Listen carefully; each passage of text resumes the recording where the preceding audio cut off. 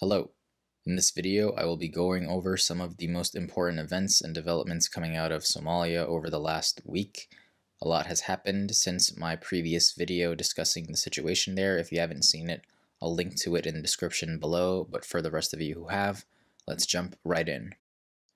One day after the Puntland Regional Parliament rejected the extension of the federal mandate passed by the lower house of parliament and signed by President Farmajo himself on Monday, April 19th, actually invited the African Union to mediate the negotiations with the opposition on the elections crisis. That same night, though, the National Salvation Forum, or NSF, a coalition of leading opposition figures, including the presidents of Puntland and Jubaland, as well as several presidential candidates and former heads of state, they sent a letter to the UN Security Council warning that Somalia was at risk of descending into chaos and requesting that they subpoena Farmajo to return to the negotiating table to reach an agreement on indirect elections. To their delight, the UNSC actually held an informal session called by the UK the next day, and later in the week, they issued a joint statement calling on all parties to, quote, reject violence and resume dialogue as a matter of urgency and without precondition, unquote. The statement also emphasized that consensus would be vital for any electoral model to be successfully delivered, and that the September 17th agreement is the only plan endorsed by both sides. As if that wasn't bad enough for Farmajo, the Peace and Security Council of the African Union, who he literally asked to mediate just a couple days before, condemned the term extension as, quote, unprecedented and a threat to the relative peace and security, as well as the important gains that Somalia has made over the years with the support of the AU. The statement also urges the parties involved to implement the September 17th agreement, which appears to be a common sticking point among the international community. IGAD later praised the statement from the AU as well, but in a press briefing, Information Minister Osman Dube accused Djibouti and Kenya of being responsible for the AU statement, two countries that Somalia has been having issues with over the past few years. So that's sort of where things stand with the international partners. As you can expect, they're not happy. What about things on the ground? Well, unfortunately, things on the ground have been quite volatile over the past week. In my previous video, I had mentioned that protests broke out in the Shirkole neighborhood of Mogadishu over what was perceived to be an attempt by the government to attack and apprehend General Sadiq John, the former Mogadishu police chief and Benadir police commander, who was fired for attempting to suspend the special session of parliament that passed the extension, which he described as illegal. During one of those protests on Sunday, April 18th, General Abdirahman Mohammed Turiara, a former director of NISA, the Somali National Intelligence Security Agency, he alleged that the government forces now under the command of the new intelligence chief opened fire on his convoy as it was passing through the vicinity of Miranaya. This was just the beginning of the violence that would soon rock Mogadishu over several days. Later in the week, Mogadishu Airport became the scene of a chaotic brawl between NISA agents and immigration officers of the airport police. The video you are watching circulated on social media. According to VOA reporter Harun Maruf, the brawl resulted from the arrival of 3 YouTubers. What do you know? Maruf reports that the immigration officers wanted to see further background checks of the 3 individuals before allowing them to pass, but for some reason, NISA wanted immigration to just let them through. They were eventually allowed in, but the dispute resurfaced again later on and led to the brawl we're seeing on the screen now. According to government officials, there was significant broken glass resulting from the fight, as well as a temporary disruption of public services. Although this was shocking to see, things truly took a turn for the worst over the weekend. We had seen warning signs of an impending split within the Somali National Army since the extension was passed, and unfortunately that fear became a reality on Sunday morning as forces who defected to the opposition took control of several parts of Mogadishu. According to Garo Online, a contingent of these mutineers are under the command of Colonel Saini Abdullah, and they were deployed from their bases in Middle Shabelle to the Karan district.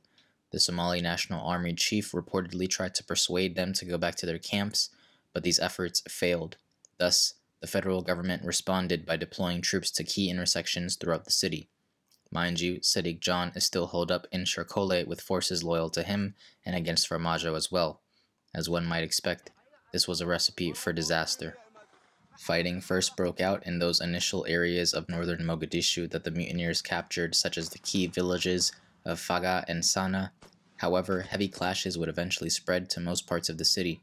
Opposition leaders such as former President Hassan Mohammed and the head of the Wadajir party Abdirahman Warsame both reported that their homes were attacked by Gorgor troops, the Turkish-trained and funded special forces units of the Somali National Army. That said, Information Minister Dubey denied this allegation. Regardless, opposition and government troops exchanged gunfire for several hours until the city returned to an uneasy calm. The extent of the casualties is not yet clear, but what we do know is that several parts of the capital remain in the control of opposition forces. In fact, some of these forces are on standby in position with their heavy artillery pointed at Villa Somalia, so things are definitely tense. There have been some efforts to restore order both externally and internally. Externally, partners have expressed their concern over the violence in Mogadishu, and internally as well, the Prime Minister, Mohamed Roble, expressed regret about the violence in the city and urged for an immediate ceasefire and restart of negotiations without preconditions. Whether or not Mohamed Farmajo will follow Roble down this road is unknown, but anti-Farmajo protesters are already rallying through Mogadishu again tonight at the time of this recording. In fact, there are heavy troop movements and repositionings all over the city that have been reported so far tonight, so I will keep you all posted on what happens going forward. The last thing I wanted to briefly touch on before closing out the video is perspective. As a Ethiopian diaspora kid who grew up in the West, I am sadly incapable of reading and speaking Somali or even Arabic, and therefore I have to rely on English news sources. That, in and of itself, is giving me a biased lens, or it is presenting the news through a biased lens, through a Western lens that has, to many Somalis' dismay, been far too involved, far too intrusive on Somali affairs in the last few decades. I underestimated the level of support for a candidate, or I should say for a political figure, for a leader in Somalia that is willing to just say screw off, right? Like, there is a desire for that, and it's not unique to Somalia. There is a sort of desire for a strong man that can come up and just say, I'm going to put my country first, screw all of you people. That's kind of why Trump got elected in America, you know what I mean? And so I underestimated that. I think we need to be fair and point out that there is a different perspective that largely views this political crisis as the result of not Farmajo and his governments obstructing, but of the regional leaders of the opposition figures who, supporters of the government say, intentionally delayed elections past the expiration so that they had the opportunity to call Farmajo illegitimate and, cause a scene, essentially. And so I, as an outsider, I guess you could say, need to do a better job of encapsulating that dynamic, that political disagreement. And so I will try to do a better job of that going forward. I wanted to just give a quick note about it here. I tried to avoid making any sort of judgmenty statements throughout the video, and I'm going to try to do that more going forward with Somalia's affairs. So let me know what you think in the comments. If you support the government, I imagine you would consider what the opposition forces are doing as a coup. If you are against the government, I imagine you would consider them freedom fighters. Let me know what you think in the comments.